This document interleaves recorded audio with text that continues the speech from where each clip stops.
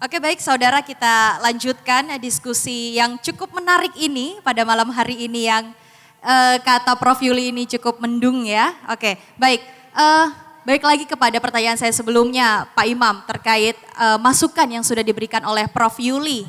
Bagaimana terkait bantuan yang akan diberikan oleh pemerintah? Terima kasih Mbak Haji. Jadi memang tadi sudah disampaikan oleh Prof Yuli bahwa memang di bidang pertanian itu untuk tanaman istilahnya perlu makan. Jadi makanannya berupa pupuk, baik itu pupuk kimia maupun pupuk organik ya. Yang mana sebelum kita melangkah kepada pupuk organik, kita sudah melaksanakan beberapa kajian ya yang berkaitan dengan pupuk organik. Salah satunya adalah pemetaan lahan, yang kedua adalah pemetaan unsur hara, kandungan unsur hara tanah se-Kabupaten Jember. Kalau kita lihat lebih awal bahwa kondisi unsur hara di Kabupaten Jember ini untuk organiknya sudah sangat-sangat menurun ya. Kalau kita rata-rata mungkin sekarang hampir 2% ya. Yang mana normalnya itu kurang lebih sekitar 5%. Yang ini harus kita pulihkan juga. Jadi istilahnya menggunakan organik yang ada. Tapi tidak melepas yang kimia juga. Jadi yang organik tidak melepas juga. Namun di samping itu juga butuh sarana prasarana pendukung lainnya. Seperti pengolahan untuk tanah, pengolahan untuk hasilnya. Itu memang kita butuhkan. Dalam hal ini pemerintah Kabupaten Jember mulai tahun 2021 sampai 2023 kita sudah meluncurkan Bapak Bupati dalam hal ini kurang lebih untuk kultivator itu sekitar 168 unit. Itu untuk kultivator. Untuk traktornya kita sudah mengeluarkan 95 unit dan lain-lain. Kendaraan roda 3 termasuk untuk tembakau. Nggih, mohon maaf ini saya juga karena kondisi cuaca yang memang ada perubahan iklim ini. Mulai kemarin hujan, yang mana ini saya juga sangat prihatin ya. Kaitannya dengan apa yang sudah dilakukan oleh petani kita, khususnya di wilayah selatan Mbak Haji. Jadi dengan adanya hujan yang cukup lumayan, akhirnya ada beberapa areal tanaman tembakau, tanaman cabai dan juga mungkin jagung yang sudah mau berbuah, mau dipetik. Ini ada sedikit, ada hambatan yaitu akhirnya tanamannya mungkin layu. Dan saya mudah-mudahan ini tetap ada gantinya, ada barokah dari Allah Subhanahu wa Ta'ala. Jadi memang saprodi itu sangat penting juga. Gitu Mbak Haji. Oke. Baik Pak Imam, selain berarti kan itu artinya sejauh ini Pemkab Jember sudah memberikan sarana dan prasarana yang begitu banyak kepada para petani ya Pak. Selain itu, bagaimana upaya dari pemerintah Kabupaten Jember untuk mengembangkan tanaman pangan, tanaman hortikultura dan juga tanaman perkebunan yang unggul? Oke, Mbak Haji. Jadi untuk tanaman pangan memang kita fokus pada tanaman padi dan jagung, yang mana produksi jagung di tahun 2002 itu kita hampir 1 juta ton ya. Untuk jagungnya 400 juta ton yang kita hasilkan. Dan sebenarnya dari 1 juta ton gabah itu sebenarnya untuk diakumulasi dengan menjadi beras itu sekitar 65% ya, jadi sekitar 650 ribu ton beras yang ada di Kabupaten Jember. Dan itu kalau kita dilihat produksinya, sebenarnya Jember ini sudah sangat surplus, sehingga di tahun 2022 pemerintah Kabupaten Jember mendapat apresiasi bahwasanya sebagai kabupaten yang punya ketahanan pangan, dan itu diberikan langsung oleh Ibu Gubernur kepada Bapak Bupati. Dan itu harapannya juga memacu kita untuk lebih meningkatkan produksi pangan ya, khususnya tanaman pangan, padi dan jagung.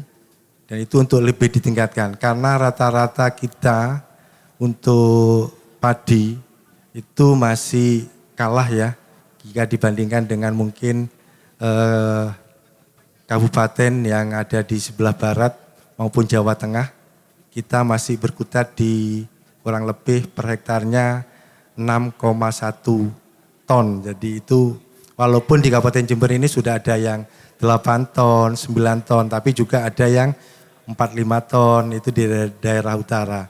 Jadi rata-ratanya 6,1 ton. Dan untuk jagung kita sekitar 400.000 ton dan surplusnya itu hampir 50%. Jadi 50% itu dikonsumsi oleh masyarakat kabupaten sendiri. Namun yang sering ditanya oleh Bapak Bupati kepada saya Pak Eji, jadi bahwa surplusnya di mana? Lah ini butuh kebersamaan lagi, butuh kolaborasi lagi. Kita mengharapkan pada masing-masing desa itu untuk bisa mempunyai lumbung pangan. Jadi dengan adanya itu kita bisa mengetahui kemana padi kita yang surplus itu. Jadi itu harapannya kita bersama-sama. Syukur-syukur nanti mungkin dari BUMDes bisa mengelola lumbung pangan di masing-masing desa. Dan untuk tanaman hortikultura Pak Haji. Jadi tanaman hortikultura ini selama ini Kabupaten Jember kaya dengan tanaman hortikulturanya ya.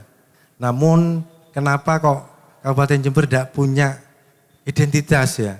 Karena walaupun kaya, Kabupaten Jember ini belum mendaftarkan varietas unggulan untuk hortikulturanya. Dan di mulai tahun 2021 kita sudah memulai untuk mendaftarkan varietas. Salah satunya adalah alpukat pasil ya. Alpukat pasil ini singkatan sebenarnya Pak Haji. Jadi Pace Silo. Dan juga ada varietas durian, duku. Dan untuk varietas durian di tahun ini bersama Kelengkeng Jember Super, insya Allah di tahun ini kita daftarkan varietasnya. Dan untuk tanaman kopi kita sudah mensupport untuk bibit di 2021 itu 170.000 bibit. Dan tadi Bapak Bupati sudah menyerahkan sekitar 200.000 bibit untuk tanaman kopi. Itu Pak Haji. Oke, baik Pak Imam. Selanjutnya dari tanggapan Pak Imam, saya ingin menanyakan juga terkait tanggapan Prof. Yuli terkait upaya yang akan dilakukan oleh pemerintah Kabupaten Jember untuk meningkatkan tanaman-tanaman yang ada di pertanian di Tanah Jember. Monggo silakan Prof. Bang, saya kira itu mau tidak mau ya, itu suatu kelaziman ya karena ketika luasan lahan itu maksimum ya, apalagi kita ada faktor leveling off ya, faktor alih fungsi lahan misalnya ya, belum lagi kerusakan lahan, penurunan kesehatan lahan.